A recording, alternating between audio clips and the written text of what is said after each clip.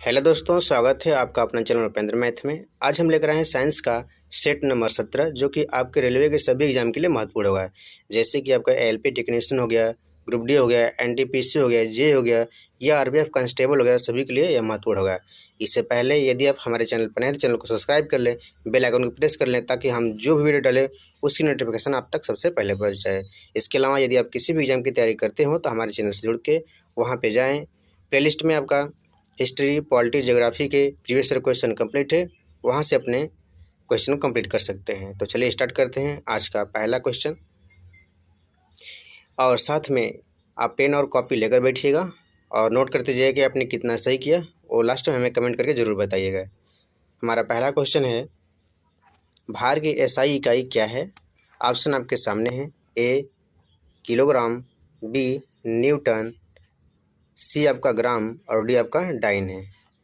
तो भार की एसआई इकाई क्या है? तो याद रखिएगा, भार की एसआई इकाई आपका न्यूटन होता है। अगला प्रश्न है, निम्नलिखित में से कौन सी जीवधारियों के वर्गीकरण की मूल इकाई है? ऑप्शन ए है वंश, बी है गण, सी है जाति और डी है कुल। तो इस प्रश्न का उत्तर ऑप्शन सी हो जाएगा, यानी कि जाति मूल इकाई है। इसे देख लेते हैं। सबसे छोटी इकाई स्पीसीज, जिसे हम जाति कहते हैं, उसके बाद जीनस, फिर फैमिली आता है, फिर आर्डर आता है, फिर क्लास आता है, फिर फाइलम आता है, फिर किंगडम आता है। इसे याद रखिए क्योंकि आर्डर पूछा जाता है एग्जाम में। अगला प्रश्न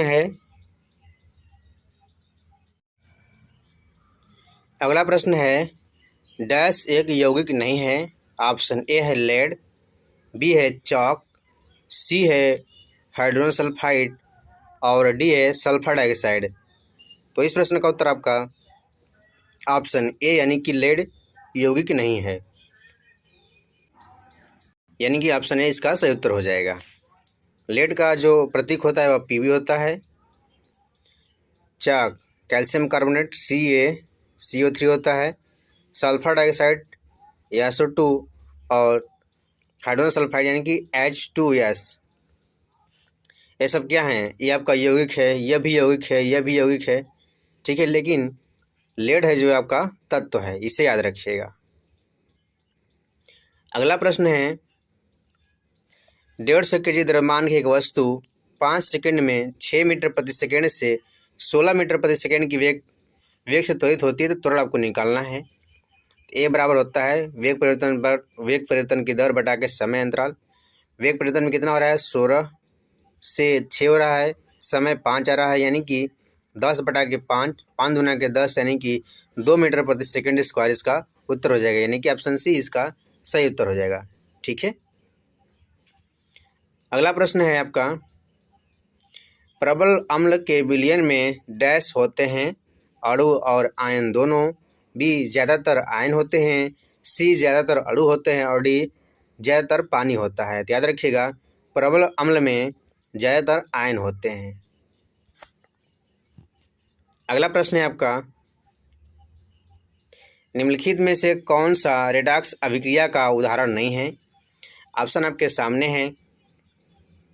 देखिए यहाँ पे जो आपका जिंक ऑक्साइड है, जिंक ऑक्साइड का क्या हो रहा है? आपका अपचयन हो रहा है और कार्बन का ऑक्सीकरण हो रहा है, क्योंकि जिंक ऑक्साइड से ऑक्सीजन अलग हो रहा है, यानी कि जिंक का क्या हुआ? अपचयन हुआ। और यहाँ पे कार्बन से ऑक्सीजन जुड़ रहा है, यानी कि कार्बन का ऑक्सीकरण हुआ। उसके बाद यहाँ पे देख लेते हैं MnO2 manganese dioxide plus HCl बनता है MnCl2 मैग्नीज आपका क्लोराइड और H2O प्लस क्लोरीन। तो यहाँ पे आपका जो मैग्नीज का क्या हो रहा है? मैग्नीज का आपका अपचयन हो रहा है, ठीक है। और क्लोरीन का क्या हो रहा है? क्लोरीन का आपका ऑक्सीकरण हो रहा है। तो इस प्रश्न का उत्तर अभी देख लेते हैं कि कौन सा रेडॉक्स अभिक्रिया नहीं। रेडॉक्स अभिक्रिया में कि ऐसी अभिक्रिया जिसमें क्या हो, ऑक्सीकरण अपचयन दोनों होता है, उसे हम रेडॉक्स अभिक्रिया कहते हैं। तो इसमें भी रेडॉक्स अभिक्रिया हो रहा है और बी में भी रेडॉक्स अभिक्रिया हो रहा है। अब सी देख लेते हैं। सी में आपका सोडियम क्या हो रहा है? सोडियम का ऑक्सीकरण हो रहा है, ठीक है। तो ऑक्सीजन क्या हो रहा है? अपचयन हो रहा है। उसके बाद हम देख लेते हैं चौथे समीकरण में जो सिल्वर नाइट्रेट है और सोडियम क्लोराइड है, इसे हम देख लेते हैं। सिल्वर नाइट्रेट पर क्या चार्ज होता है,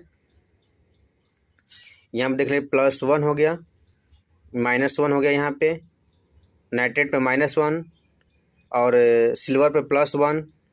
उसके बाद क्लोरीन पे -1। एक बार फिर से देख लेते हैं, सिल्वर पे +1 और नाइट्रेट पे -1, सोडियम पे +1 और क्लोरीन पे -1। यहाँ पे आपको आता है +1 -1, सोडियम +1 नाइट्रेट पे -1। इसका मतलब क्या हुआ, देखिए पहले क्या हुआ कि AgCl नाइट्रेट से जुड़ा था, अब AgCl किससे जुड़ गया, क्लोरीन से जुड़ गया। यहाँ पे जो प्लस आयन आपका सोडियम क्लोरीन से जुड़ा था, यहाँ पे नाइट्रेट से जुड़ गया। इसका मतलब क्या हो रहा है, यानी कि आयनों का हस्तांतरण हो रहा है ना, इसे हम कहते हैं द्विविस्थापन अभिक्रिया। ठीक है, यानी कि ऑप्शन जो आपका सी है, यानी कि चौथा समीकरण, ये आपका रेडॉक्स अभिक्रिया नहीं है। ऑप्शन सी याद रखिएगा, ठीक है, क्योंकि यह आपका द्विविस्थापन अभिक्रिया है, क्योंकि आयनों का क्या हो रहा है, आदान प्रदान हो रहा है। ठीक है, जैसे कि आपका नाइट्रेट था -1 और आपका सिल्वर था +1। उसके बाद यहाँ पे सिल्वर किससे जुड़ गया, सिल्वर क्लोरीन से जुड़ गया, तो यहाँ पे क्या हुआ, आयन का स्थानांतरण हुआ। उसी प्रकार से यहाँ पे सोडियम था जो नाइट्रेट से जुड़ गया, यहाँ पे भी क्या हो रहा है, आपका आयन का स्थानांतरण हो रहा है। इसे भी याद रखिएगा। प्रश्न है 0.01 किग्रा द्रव्यमान की एक बंदूक की गोली को 5 ग्रा वजन की बंदूक से दागा जाता है। यदि गोली की प्रारंभिक चाल 250 मीटर प्रति सेकेंड है तो बंदूक के प्रतिक्षेप की चाल आपको निकालना है। P बराबर mv से हम निकालेंगे, यानी कि संवेग, गोली का संवेग बराबर बंदूक का संवेग क्या होगा, बराबर होगा। तो हम देख लेते हैं, यहाँ पे जो गोली का वजन है 0.01 इंटू इसका चाल कितना है, 250 मीटर प्रति सेकेंड। उसके बाद आपका बंदूक का वजन है 5 kg और चाल आपको निकालना है। 5 से काटेंगे आपका जगह 50। उसके बाद जब हम भी बराबर करेंगे तो 0.01 गुणे 50, यानी कि आपका आ जाएगा माइनस में 0.50 आएगा, यानी कि जो बंदूक का प्रतिघाती वेग होगा वह माइनस में आएगा 0.50। ठीक है, माइनस में लेंगे क्योंकि पीछे हटेगा ना, गोली आगे चलेगी तो बंदूक पीछे हटेगा, इसलिए हम माइनस लेते हैं। ठीक है, यानी कि इस प्रश्न का उत्तर हो जाएगा 0.50 मीटर प्रति सेकेंड, यानी कि ऑप्शन ए इसका सही उत्तर हो जाएगा। अगला प्रश्न है आपका, पौधों में कोशिका भित्ति का निर्माण करने वाले जटिल कार्बोहाइड्रेट को क्या कहा जाता है। ऑप्शन ए है माल्टोज, बी है सेलुलोज, सी है सुक्रोज और डी है लैक्टोज। तो पौधों में कोशिका भित्ति का निर्माण करने वाले कार्बोहाइड्रेट को हम सेलुलोज कहते हैं। ठीक है, लैक्टोज जो शर्करा है आपका दूध में पाया जाता है, माल्टोज ये आपका अनाज में पाया जाता है और सुक्रोज आपका जो टेबल शुगर होता है उसमें पाया जाता है। प्रश्न है, कॉपर सल्फेट और मैग्नीशियम मिलकर मैग्नीशियम सल्फेट और कॉपर का निर्माण करते हैं। इसमें मैग्नीशियम आपको बताना है कि क्या है।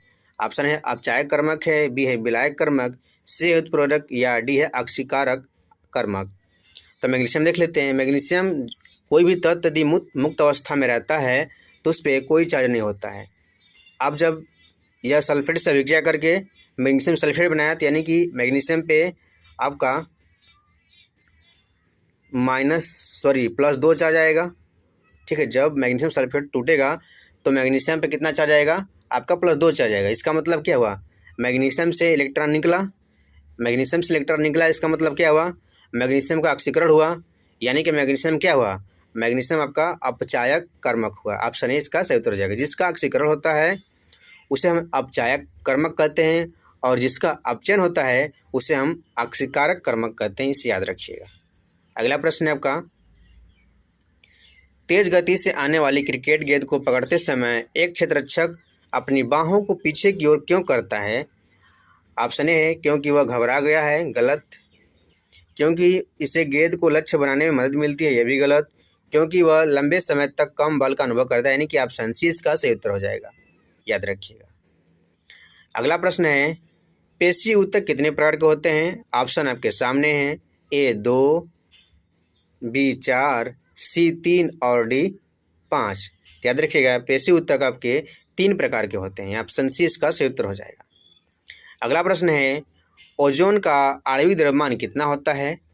तो देख लेते हैं। ओजोन का जो अणु सूत्र होता है वो O3 होता है, और एक ऑक्सीजन का जो द्रव्यमान होता है वह 16 होता है। 16 × 3 यानी कि आपका 48 हो जाएगा, यानी इस प्रश्न का उत्तर ऑप्शन बी सही उत्तर हो जाएगा। अगला प्रश्न है, यदि किसी वस्तु का भार 200 न्यूटन है तो इसका द्रव्यमान आपको निकालना है। द्रव्यमान का फॉर्मूला होता है kg, और ऑप्शन में एक ही ऑप्शन जो डी है वो kg में दिया है, यानी कि ऑप्शन डी इसका सही उत्तर हो जाएगा। आपको लगाने की ज़रूरत नहीं है, ठीक है। यदि लगाना भी पड़ेगा तब लगा सकते हैं। आपका होता है यह बराबर ma से, यह का मान 200 न्यूटन, यम आपको निकालना है, ये से भाग दे देंगे, आपका आ जाएगा 20 kg।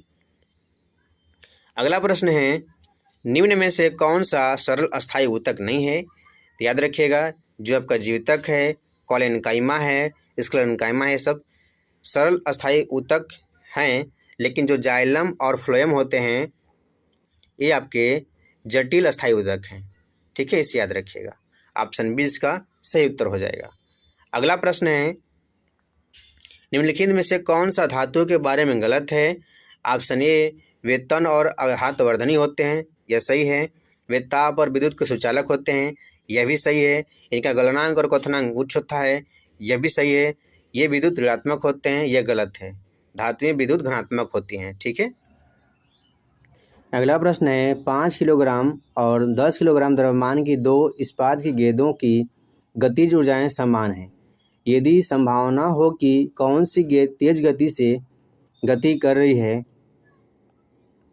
आपको बताना है। आपको फार्मूला पता है कि ke बराबर होता है 1/2 mv², यानी कि जब दोनों की गति ऊर्जाएं समान है, इसका मतलब जो ke का मान होगा और m और v पर निर्भर करेगा। आपको पता है कि एक जो जिसका द्रव्यमान है उसका 10 kg है और दूसरे का 5 kg है। दूसरे का कितना है? mv², यानी कि दूसरे का 5 kg है। आपको पता है कि दोनों की गति ऊर्जाएं समान है, और एक का जो द्रव्यमान है 10 kg है और दूसरे का 5 kg है। इसका मतलब जो 5 kg है उसका वेग क्या होगा? ज़्यादा होगा। तो इस प्रश्न का उत्तर हो जाएगा कि गतिज ऊर्जा निकाय की गति पर निर्भर नहीं करती, यह गलत हो जाएगा। 5 किलो द्रव्यमान वाली तेज गेंद जो है तेज चल रही है, इस प्रश्न का उत्तर ऑप्शन बी सही हो जाएगा, याद रखिएगा। अगला प्रश्न है आपका, ग्लूकोज का रासायनिक सूत्र क्या है? तो ग्लूकोज का जो रासायनिक फार्मूला होता है आपका C6H12O6 होता है, यानी कि ऑप्शन सी इसका सही उत्तर हो जाएगा। अगला प्रश्न है आपका, डैश एक रासायनिक परिवर्तन नहीं है। तो ऑप्शन ए, एक अंडा का पकना, यह आपका क्या है? रासायनिक परिवर्तन है। ऑप्शन बी, एक आइस क्यूब का पिघलना। आइस क्यूब का पिघलना आपका रासायनिक परिवर्तन नहीं है, यह आपका भौतिक परिवर्तन है, यानी इस प्रश्न का उत्तर ऑप्शन बी सही उत्तर हो जाएगा, ठीक है। रासायनिक परिवर्तन में क्या होता है कि रासायनिक परिवर्तन में एक नया पदार्थ बनता है और हम उसे पुनः प्राप्त नहीं कर पाते हैं, इसलिए उसे हम रासायनिक परिवर्तन कहते हैं। लेकिन भौतिक परिवर्तन में क्या होता है कि सिर्फ अवस्था चेंज होती है। जैसे आपका बर्फ़ है तो फिर आपका पानी बन जाएगा, पानी से हम बर्फ़ बना सकते हैं, उसे हम भौतिक परिवर्तन कहते हैं।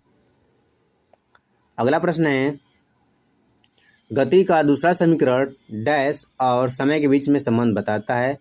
तो गति का जो दूसरा समीकरण है आपका S बराबर ut प्लस हाफ at²। हमने बताया था कि प्रारंभिक वेग और त्वरण को काट दीजिए, क्या बचा आपका? स्थिति और समय बचा। तो क्या बताता है? स्थिति और समय को बताता है, यानी कि ऑप्शन डी इसका सही उत्तर हो जाएगा। तो दोस्तों, आज का हमारा क्वेश्चन कंप्लीट हुआ। यदि आपको वीडियो पसंद आया तो वीडियो को लाइक, शेयर और चैनल को सब्सक्राइब जरूर करें। तो आज के लिए धन्यवाद।